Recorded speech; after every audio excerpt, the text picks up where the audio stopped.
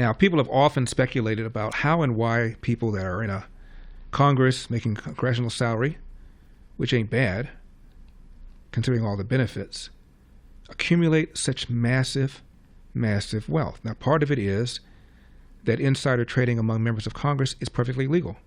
So if you hear about something that might benefit a company or hurt a company, you can buy a stock or short that stock. And Nancy Pelosi has benefited richly from that over the years. By the way, Donald Trump did not turn over his tax returns until somebody unlawfully stole them and illegally disclosed them. Do you know who has not turned over her tax returns? Nancy Pelosi. And when she was asked about that, she said, "I'm not the president." No, you're just Speaker of the House and in line, not too far back for president, but I guess that's different.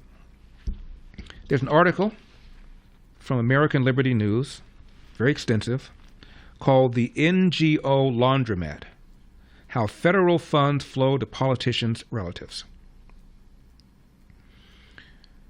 This is seldom discussed. NGOs, or non-governmental organizations, receive federal grants and funding from major Democratic donors. Now, campaign finance laws stop members from directly pocketing this kind of money, but there are no restrictions to their spouses, their children, or their relatives. This explains why so many lawmakers accumulate significant wealth while drawing only a congressional salary.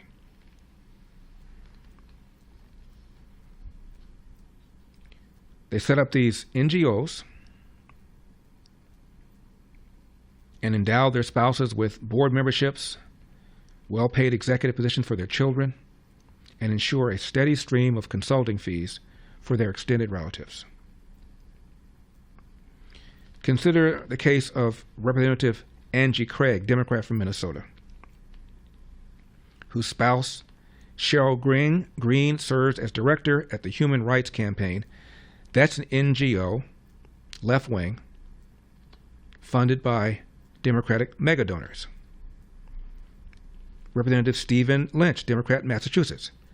Wife Margaret Lynch directs the South Boston Community Health Center, an organization that thrives on a steady stream of government grants. Then we've got Representative Don Bayer, Democrat from Virginia, whose spouse Megan sits on the board of the Global Women's Leadership Initiative, another NGO that gets public and private liberal money. Hakeem Jeffries is the Democrat House leader. His wife is employed by Union 1199 SEIU Benefit Fund, a position that comes with a great deal of financial security and influence. Representative Jayapal, Democrat, Washington, married to Steve Williamson, Executive Director of Essential Workers for Democracy, an NGO whose very existence depends on the policies that his wife champions in Congress. Senator Michael Bennet, Democrat, Colorado, married to Susan Daggett, who sits on the board of Smart Growth America, an organization that benefits from federal housing and urban development policies. Senator Mark Warner's wife, Lisa Collins, co-founded the Collins-Warner Foundation, a philanthropic entity operating in the same circles as major Democrat donors.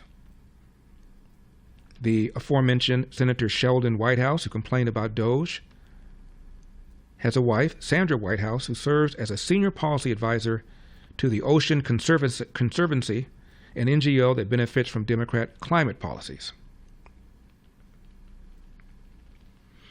The article says, quote, "What makes this arrangement particularly egregious is its insulation from campaign finance laws and lobbying restrictions. Were a foreign government, a corporation, or a billionaire donor to hand a suitcase of cash to a sitting member of Congress, that would be a crime. But if that same money is routed through an NGO that hires the politician's spouse as executive director or their child as a board member, perfectly legal." Elon Musk's Department of Government Efficiency has been scrutinizing the financial relationship between members of Congress and these NGOs. Quote, early findings suggest improper payments, wasteful grants, outright favoritism. NGOs receiving federal dollars often function less as a charitable enterprise and more as a conduit for political patronage. Musk's team has already uncovered numerous cases where grants appear to have been strategically distributed to organizations closely linked to influential politicians. And consider the implications of this. When lawmakers have personal financial interests tied to the continuing operation and funding of NGOs, their lawmaking decisions are inherently compromised. Federal spending is no longer dictated by the needs of the public, but by the imperative to sustain these lucrative arrangements. Same politicians who whine about dark money are absent about these taxpayer dollars flowing through NGOs and into their family coffers. The article then offers some suggestions as to what we can do. There must be a prohibition on immediate family members of sitting members of Congress holding executive or board positions in NGOs that receive federal funding. If an organization is funded by taxpayers, it should not double as a slush fund for political dynasties. Second, there should be mandatory disclosure of financial ties between lawmakers and these NGOs. Right now, there aren't. Congress should consider a cooling off period that prevents close relatives of elected officials from accepting NGO money for a set number of years. Such measures are already common in the private sector to prevent conflicts of interest, yet Congress has exempted itself from similar oversight. The article ends with this, quote, the question is not whether the system is corrupt, but why it has been allowed to persist for so long. With Elon Musk's Doge team beginning to peel back the layers of this sophisticated web, there finally may be a reckoning. The American taxpayer should not be subsidizing the private wealth of political families. It's time to expose and dismantle this congressional cash carousel once and for all, close quote. By the way, a lot of the USAID money has gone to NGOs. It's an absolute, total, complete outrage. Now, the press secretary talked about the number of people who complained about having to respond to Elon Musk's email, say what you've done the last week, give me 5 things. But she says more than 1 million workers have chosen to participate.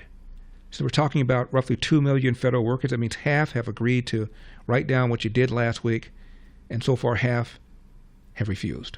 Thanks for watching these clips from The Larry Elder Show. If you enjoyed this content, be sure to subscribe to my channel and hit the bell icon so you never miss a moment.